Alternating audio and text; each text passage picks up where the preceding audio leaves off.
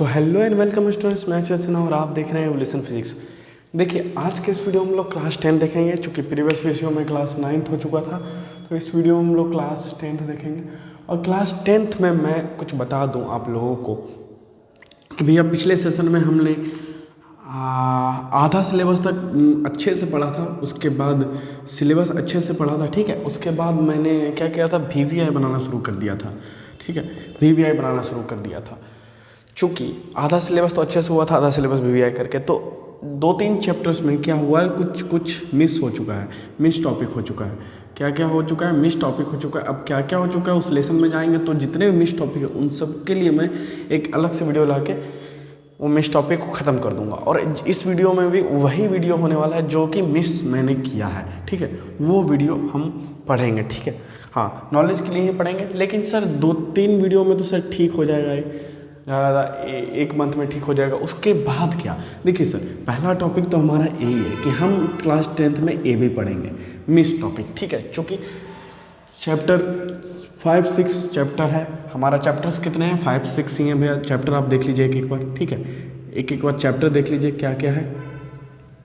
पहला हमारा प्रकाश का परावर्तन है, दूसरा हमारा प्रकाश का अपवर्तन है, तीसरा हमारा क्या है, मानव नेत्र रंग बिरंगा संसार है, फिर चौथा हमारा विद्युत धारा है, पांचवा हमारा विद्युत धारा के चुंबकीय प्रभाव है, और फिर छठा हमारा ऊर्जा के प्रकार। ये 6 लेसन है। तो 6 लेसन हमने कर दिया था, पर मिस टॉपिक था, वो हम देखेंगे। और सर साथ साथ हम लोग क्या देखेंगे, अब सिलेबस का न्यूमेरिकल भी देखेंगे सर। क्योंकि सिलेबस ख़त्म होने के बाद करना क्या है सर, न्यूमेरिकल देखना है और थ्योरम देखना है, ठीक है।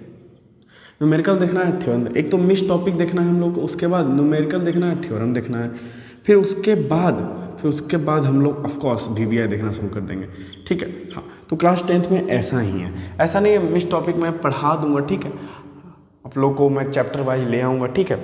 मैं बता दूंगा कि एक पीछे वाला वीडियो है, इस वीडियो को देख लीजिए, तो जो टॉपिक मेन है वो उससे क्लियर हो जाएगा, जो मिस टॉपिक है इससे क्लियर हो जाएगा, ठीक है। सिंपल सी बात है। अब यही 3 को देखें। अब VVI तो भैया हो सकता है नवंबर से शुरू हो, नवंबर या फिर दिसंबर जनवरी से शुरू हो, ठीक है, दिसंबर जन से हो। लेकिन अभी तक, यानी अभी हमारे पास कितने मंथ है, 3 और 5, अभी 5-6 महीना है। तो उसमें 5-6 महीना मिस टॉपिक होगा और न्यूमेरिकल थ्योरम होगा, ठीक है। लेकिन हाँ, आप लोग एक चीज़ करना है, ओल्ड वीडियोज़ जो हैं सिलेबस के, ओल्ड वीडियोज़ वो देखना है सर। उससे क्या होगा, मेन चीज़ क्लियर हो जाएगा, ठीक है। ऐसा नहीं है, मेन चीज़ क्लियर हो जाएगा। अगर नहीं होगा तो मैं क्या करूँगा, मिस वीडियो में ही मेन चीज़ भी ले आऊँगा और मिस चीज़ भी ले आऊँगा, नहीं तो, ठीक है। अगर आप लोग वीडियो नहीं देखते हैं वो अलग, तो ठीक है, ओल्ड वीडियोज़ आपको मिल जाएंगे प्ले लिस्ट में।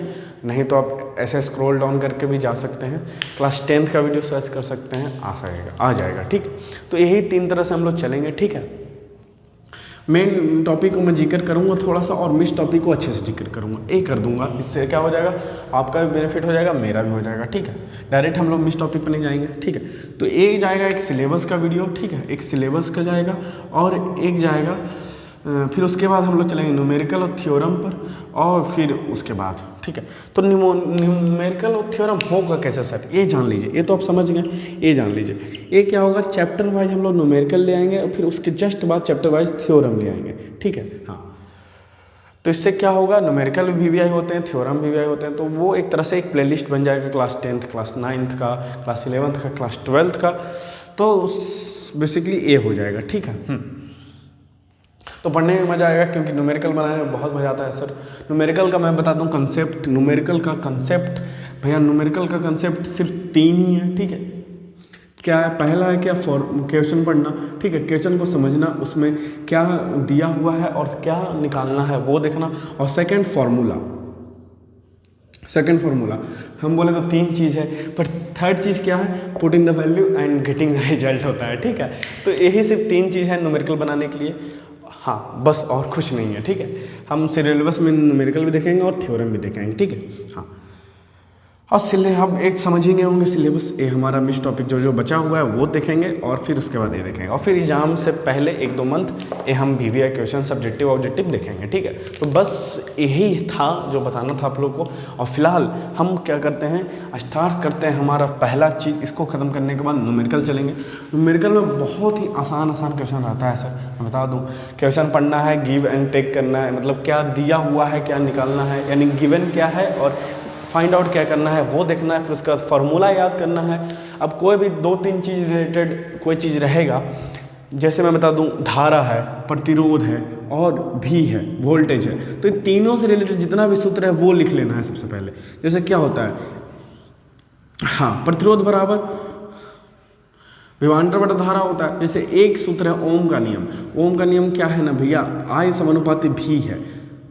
हाँ, धारा के समानुपाती विभवांतर या विभवांतर के समानुपाती धारा है, ये कर सकते हैं। तो ये जो भी हटेगा तो R लग जाएगा, तो E हो गया हमारा एक समीकरण। इससे हमारा बहुत सारा सूत्र बन जाएगा। एक हुआ V बराबर RI और एक हो गया I बराबर V बटा R। अब एक हो गया R बराबर V बटा I। तो ये 3 फार्मूला हो गया। अब ये 3 फार्मूला में कौन सबसे बेस्ट रहेगा वो हम लोग निकाल लेंगे, ठीक है। कोई 2 का वैल्यू दिया हुआ रहता है, तीसरा निकालना रहता है। तो बस न्यूमेरिकल में और कुछ नहीं, यही सब है, यही सब हमें सीखना होगा, ठीक है। आप लोग को अच्छे से सिखाएंगे।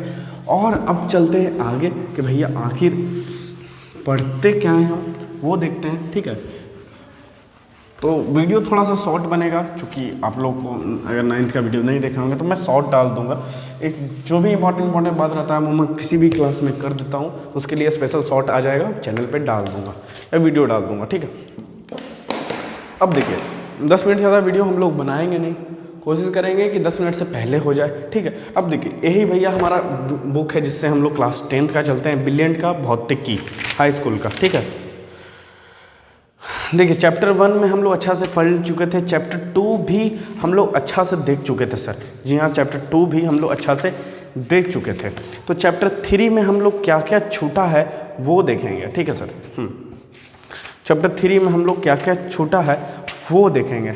देखिए चैप्टर 3 में हमने आँख छोड़ दिया था सर, हाँ यानी ह्यूमन आई हमने छोड़ दिया था, तो ये पढ़ेंगे। देखिए मिस टॉपिक कौन कौन सा है, एक हुआ ह्यूमन आई, ठीक है, ह्यूमन आई अच्छा से पढ़ेंगे। उसके बाद फिर उसके बाद उसमें बहुत सारा क्रिया होता है, जैसे पुतली, नेत्रोध और लेंस और क्या रेटिना, ये सब पढ़ेंगे उसमें जो होता है। फिर दृष्टि दोष थोड़ा सा और अच्छे से पढ़ेंगे सर, और फिर संशोधन उसका पढ़ेंगे, और फिर मोतियाबिंद के बारे में जानेंगे। हाँ, मोतियाबिंद के बारे में भी जानेंगे, क्या होता है मोतियाबिंद, इसमें दिखना बंद हो जाता है, ठीक है। ये भी मिस वीडियो है, मिस जितना भी है वो। और एक कार्बन कलर कोड ऐसे 12th में है, तारों का टिमटिमाना भैया जानते हैं, टिमटिमाता है, क्यों टिमटिमाता है ये जानेंगे, ठीक है। और सूर्योदय सूर्यास्त समय लाल क्यों होता है सूर्य, ये तो मैंने बता दिया, ठीक है। टिंडल प्रभाव जानेंगे। तो ये सभी कुछ मिस टॉपिक हैं चैप्टर 3 में। क्या है, क्लास 10th के चैप्टर 3 में हमारा कुछ मिस टॉपिक है वो हम लोग देखेंगे। मिस टॉपिक है जो देखेंगे, मिस जो हुआ है वो देखेंगे, ठीक है। तो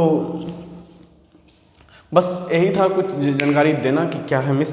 और इस वीडियो में हम क्या बताना चाहेंगे, कुछ तो बता ही देते हैं आपको लोग, ऐसे नहीं। देखिए हम आखिर सूर्य, थोड़ा सा जानकारी आप लोग को देना बनता है, ठीक है, कोई चीज़ के बारे में भी। देखिए हमने बताया था कि ये हमारी आँख है। अब देखिए कुछ वस्तु का दिखना, वस्तु आखिर दिखता कैसे, वस्तु का दिखना, आखिर वस्तु दिखता कैसे, ठीक है, दिखना। अब देखिए सीइंग ऑब्जेक्ट, ठीक है, या वस्तु का प्रतिबिंब, ऐसे भी हम लोग बना सकते हैं। देखिए ये हुआ हमारा आँख, ठीक है, ये हमारा आँख हुआ, मान लीजिए हमारा आँख है फिलहाल के लिए ठीक है। और ये हुआ हमारा टेबल पे, एक हुआ हमारा क्या, ये मान लीजिए कि कुछ है, ठीक है, मान लीजिए अनवारी है, ठीक है। ये अनवारी हमें दिख कैसे रही है, देखिए सर खिड़की जैसा लग रहा है पर अनवारी है मान लीजिए, ठीक है। ये क्या हुआ, अनवारी हुआ, ये हमारा आई हुआ यानी आँख हुआ।